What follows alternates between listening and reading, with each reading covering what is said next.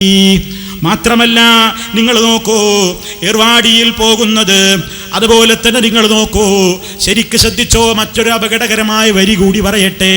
ഒരു മുസ്ലിം അജ്മീർ, നാഗൂർ, ഏർവാടി മുതലായ മുസ്ലിം പുണ്യസ്ഥലങ്ങളിൽ സിയാറത്ത് ചെയ്ത് ആത്മസംതൃപ്തി നേടുമ്പോൾ ഒരു ഹിന്ദു സഹോദരൻ തിരുപ്പതി, പഴനി, ശബരിമല, ഗുരുവായൂർ എന്നീ സ്ഥലങ്ങൾ സന്ദർശിച്ച് തൃപ്തിയടയുന്നു. ഒരു ക്രിസ്ത്യാനി വേളാങ്കണ്ണിയിൽ പോകുന്നു. മൂന്ന് കൂട്ടരുടേതും പറഞ്ഞു, ഇനി കേട്ടോ, അള്ളാഹുവിൻ്റെതല്ലാത്ത ഒരു ശക്തി പഴനിയിലോ, ഏർവാടിയിലോ, ഗുരുവായൂരിലോ, അജ്മീറിലോ ഇല്ലെന്ന് വിശ്വസിക്കുമ്പോൾ മാത്രമേ ഒരു മനുഷ്യൻ യഥാർത്ഥ വിശ്വാസിയാവുകയുള്ളൂ. എവിടെയാണ് അപകടം? അവിടെയൊക്കെ പോയാലും വിരോധമില്ല. അവർക്കൊക്കെ അള്ള കൊടുത്തതേയുള്ളൂ. അവർക്കൊന്നും സ്വന്തമായി കഴിവില്ലെന്ന് വന്നാൽ അതൊന്നും തെറ്റല്ല എന്ന് സമൂഹത്തിന്റെ മുമ്പിലേക്ക് എഴുതിവിടുക മാത്രമല്ല, ഒരു സഖാഫിയതാ ഒരു സ്ഥലത്തേക്ക് ഒരു സ്വാമിയുടെ ആശ്രമത്തിലേക്ക് കടന്നു ചെന്ന് വൈകുന്നേരമുള്ള നാമസങ്കീർത്തനത്തിൽ പങ്കെടുത്തപ്പോ ആ സഖാഫിക്ക് തോന്നിയ മാനസികമായ ഉല്ലാസം അയാള് തന്നെ പറയട്ടെ. മലയാള മനോരമ റിപ്പോർട്ട് ചെയ്തിട്ടുള്ള ആ റിപ്പോർട്ട് ഞാൻ നിങ്ങളുടെ ശ്രദ്ധയിൽപ്പെടുത്തുന്നു. മതസൗഹാർദ്ദത്തിന്റെ ഹസ്തവുമായി സഖാഫി സത്രശാലയിൽ. മനോരമ കൊടുത്ത ഹെഡിങ്, മതസൗഹാർദ്ദത്തിന്റെ ഹസ്തവുമായി സഖാഫി സത്രശാലയിൽ. ഇനി കേട്ടോ, അതിങ്ങനെ പറഞ്ഞിട്ട് അവസാനം പറയാണ്, സ്വാമിജിയുടെ നേതൃത്വത്തിൽ സത്രശാലയിൽ സന്ധ്യയ്ക്ക് നടക്കുന്ന നാമസങ്കീർത്തന പരിക്രമം ശരീരത്തിനും മനസ്സിനും പുത്തൻ ഊർജം നൽകുന്ന അനുഭവമാണെന്നും സഖാഫി അഭിപ്രായപ്പെട്ടു. അവിടുത്തെ നാമസങ്കീർത്തന പരിക്രമത്തിൽ പങ്കെടുത്തപ്പോ സഖാഫിക്ക് വല്ലാത്ത സന്തോഷം തന്നെ, മനസ്സിന് വലിയ ആനന്ദം തന്നെ.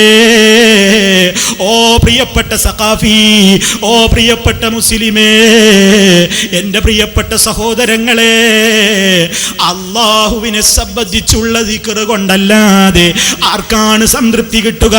അല്ലദീന ആമനൂ വതത്മഇന്നു ഖുലൂബുഹും ബിദിക്രില്ലാഹി അലാ ബിദിക്രില്ലാഹി തത്മഇന്നുൽ ഖുലൂബ്. ഈമാനുള്ള ഹൃദയങ്ങൾക്ക് ഊർജം കിട്ടുന്നത്, ഉന്മേഷം കിട്ടുന്നത്, സമാധാനം കിട്ടുന്നത് അല്ലാഹുവിനെ പറ്റിയുള്ള ഓർമ്മയിലൂടെയല്ലേ, ദിക്റുകളിലൂടെയല്ലേ? അല്ലാഹ് പറഞ്ഞില്ലേ, അറിഞ്ഞോളണം, ബിദിക്രില്ലാഹി, അല്ലാഹുവിനെ പറ്റിയുള്ള ഓർമ്മയൊന്നുകൊണ്ട് മാത്രമാണ് തത്മഇന്നുൽ ഖുലൂബ്, ഹൃദയങ്ങൾക്ക് അടക്കം കിട്ടുന്നത്. സഖാഫിക്ക് നാമസങ്കീർത്തന പരിക്രമത്തിൽ പങ്കെടുത്തപ്പോൾ ഊർജവും ഉന്മേഷവും ഒക്കെ കിട്ടിയെങ്കിൽ, ഓ പ്രിയപ്പെട്ടവരെ, ഇത് വർഗീയത പറയുകയല്ല. മുസൽമാന്റെ വിശ്വാസം വലുതാണ്, ഹൈന്ദവ സഹോദരങ്ങൾക്ക് അവരുടെ വിശ്വാസം വലുതാണ്, ക്രൈസ്തവർക്ക് അവരുടെ വിശ്വാസം വലുതാണ്. ഓരോരുത്തർക്കും അവരവരുടെ വിശ്വാസങ്ങൾ വിശ്വസിക്കാനും ആചരിക്കാനും ഒക്കെ സ്വാതന്ത്ര്യമുള്ള മണ്ണാണ്. ആരും ആരുടെയും ആരാധനാലയങ്ങൾ തകർക്കേണ്ടതില്ല, ഒരമ്പലവും പൊളിക്കപ്പെടേണ്ടതല്ല, ഒരു പള്ളിയും തകർക്കപ്പെടേണ്ടതല്ല, ഒരു കനീസയും നശിപ്പിക്കപ്പെടേണ്ടതല്ല. പക്ഷേ സൗഹാർദ്ദം മനുഷ്യർ തമ്മിലാണ് വേണ്ടത്. ഞാനൊരു ഹൈന്ദവ സഹോദരനോട് സൗഹാർദ്ദം കാണിക്കേണ്ടത് എൻ്റെ വിശ്വാസം പണയപ്പെടുത്തിയിട്ടല്ല. ഹൈന്ദവൻ എന്നോട് സൗഹാർദ്ദം കാണിക്കേണ്ടത് അയാളുടെ വിശ്വാസം പണയപ്പെടുത്തിയിട്ടുമല്ല. ഓരോരുത്തരും അവരവർക്ക് എന്താണ് സത്യമെന്ന് തെളിവുകളുടെ അടിസ്ഥാനത്തിൽ ബോധ്യമായതെങ്കിൽ അത് വിശ്വസിക്കാൻ സ്വാതന്ത്ര്യമുണ്ട്, അതാചരിക്കാൻ സ്വാതന്ത്ര്യമുണ്ട്. പക്ഷേ ഒരു മുസ്ലിമിനെ സംബന്ധിച്ചിടത്തോളം മുസ്ലിം മനസ്സിലാക്കുന്നു, അവനൊരിക്കലും അന്യരുടെ സംസ്കാരം സ്വീകരിച്ചുകൂടാ, വിശ്വാസങ്ങളെ സ്വീകരിച്ചുകൂടാ, ആചാരങ്ങൾ പകർത്തിക്കൂടാ. എന്തേ ഈ സഖാഫിക്കും ഇങ്ങനെ പോകാൻ കാരണമെന്തേ? അവരൊക്കെ ജനങ്ങളോട് പറയുന്നത് അല്ലാഹുവിനെ പോലെ സ്വന്തമായി കഴിവില്ല എന്ന് വിശ്വസിച്ചു കഴിഞ്ഞാൽ പിന്നെ ആരുടെ അടുത്തും ശാന്തി തേടി പൊയ്ക്കോ. ആരുടെ അടുത്തും നിന്റെ പ്രശ്നപരിഹാരത്തിന് സമീപിച്ചോ.